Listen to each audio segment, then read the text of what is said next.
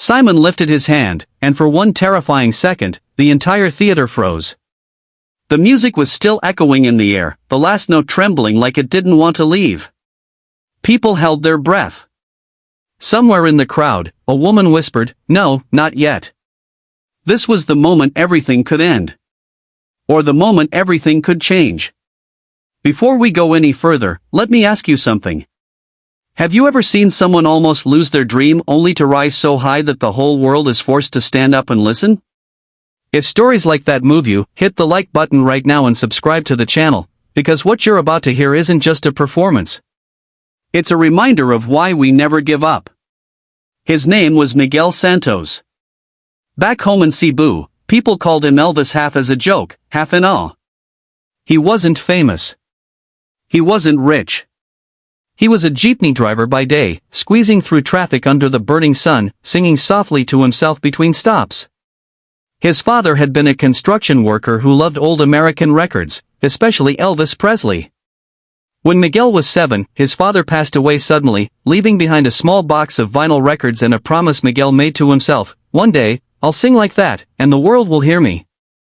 Life didn't make it easy. Miguel worked early, helped his mother pay bills, and sang at tiny fiestas and weddings where people talked over his voice and clinked beer bottles louder than his dreams. Some nights, he questioned himself. A Filipino Elvis? Who would take that seriously? But every time doubt crept in, he remembered his father dancing barefoot in their small living room, smiling like nothing else mattered. Years later, Miguel stood backstage at one of the biggest talent shows in the world. The lights were blinding. His hands shook. He could hear the judges laughing at another act finishing up. When his number was called, his legs felt heavy, but his heart beat with purpose. This wasn't just for him. This was for his family, his father, and every person who'd ever been told they were dreaming too big. When he walked on stage, the crowd wasn't impressed. A simple man in a slightly worn suit with jet black hair styled like Elvis. Simon raised an eyebrow. Another Elvis impersonator? You could almost hear the skepticism hanging in the air. Miguel introduced himself in a soft Filipino accent, and a few people smiled politely. Simon leaned forward and said, "So, Elvis Presley?" Miguel nodded. Simon sighed, not unkindly, but clearly unconvinced. The music started. At first, Miguel sang carefully, almost holding back. His voice was good, but not explosive. Simon glanced down, fingers twitching near the buzzer. The audience shifted in their seats. This was the danger zone. The place where dreams usually die quietly. Then something happened. Miguel closed his eyes. And when he opened his mouth again, it was like someone else stepped into his body. His voice grew rich, powerful, and aching with emotion. It wasn't just an Elvis impression, it was a story. His voice carried years of struggle, love, and loss. Every note felt honest. The crowd leaned in. A woman in the front row wiped tears from her eyes. The band glanced at each other, surprised. Simon slowly leaned back. Miguel moved across the stage with a confidence that hadn't been there seconds before. He wasn't copying Elvis anymore. He was honoring him, blending that legendary style with the soul of a Filipino man who had waited his entire life for this moment. When he hit the chorus, the audience erupted. People stood up without realizing it. Goosebumps spread like wildfire. Simon lifted his hand again. Miguel saw it this time.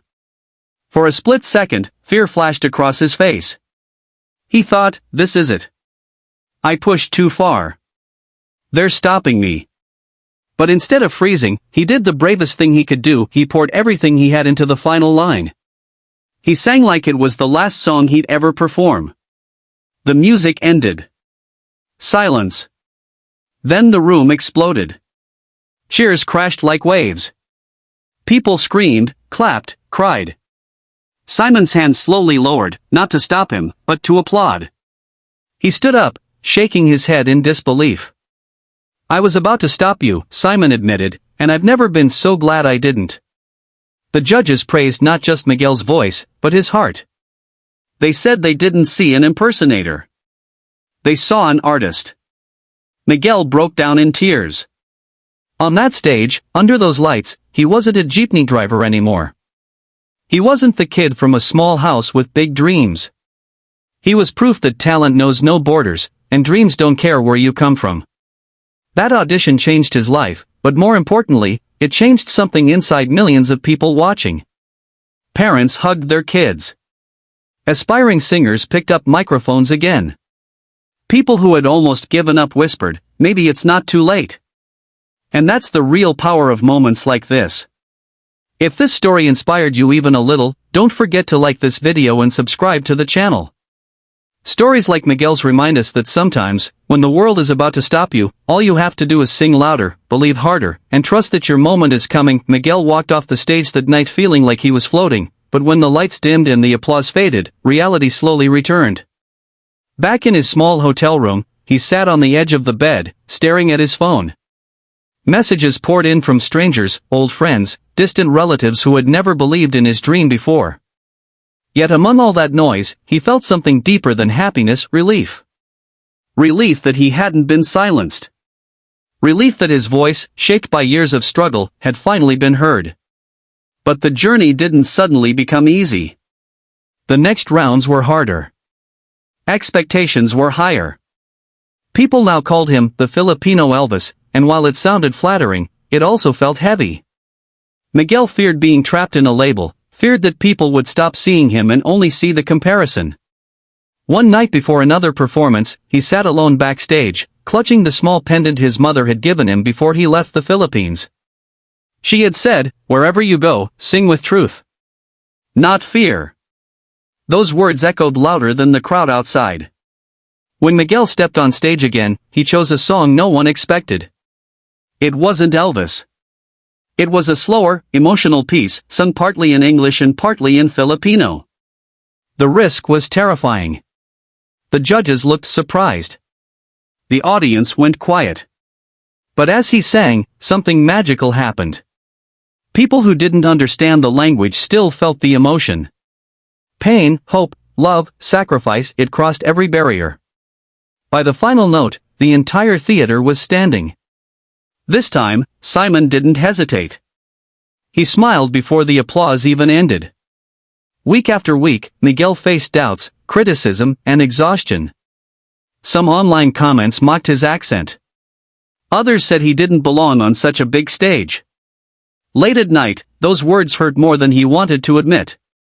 There were moments he almost quit, moments he wondered if going back home would be easier.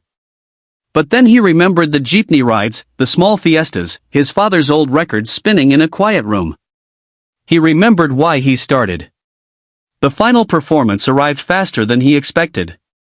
Standing behind the curtain, Miguel whispered a prayer. He didn't ask to win. He asked for courage. When the spotlight hit him, he sang like never before, not to impress, not to compete, but to connect. His voice cracked in places, not from weakness, but from truth. And that imperfection made it unforgettable. When the results were announced, Miguel didn't hear his name immediately. His heart sank. But then the crowd erupted again, louder than ever. Win or lose, he realized something powerful: he had already succeeded. He had proven that dreams born in small places can echo around the world. Months later, Miguel returned to Cebu. This time, he wasn't just another jeepney driver with a beautiful voice. Children followed him, asking for songs. Old neighbors smiled with pride. He visited his father's grave, placed headphones on the stone, and softly played an Elvis song. "We did it," he whispered. And that's why this story matters. Not because Simon almost stopped him. Not because of fame or applause. But because Miguel chose to keep going when stopping would have been easier. His journey reminds us that the world may doubt you, silence you, or almost cut you off, but if your dream is real, your voice will find a way. If this story touched your heart, make sure you like the video and subscribe to the channel. Because somewhere out there, another Miguel is waiting for courage, and maybe this story will be the spark they need to keep singing.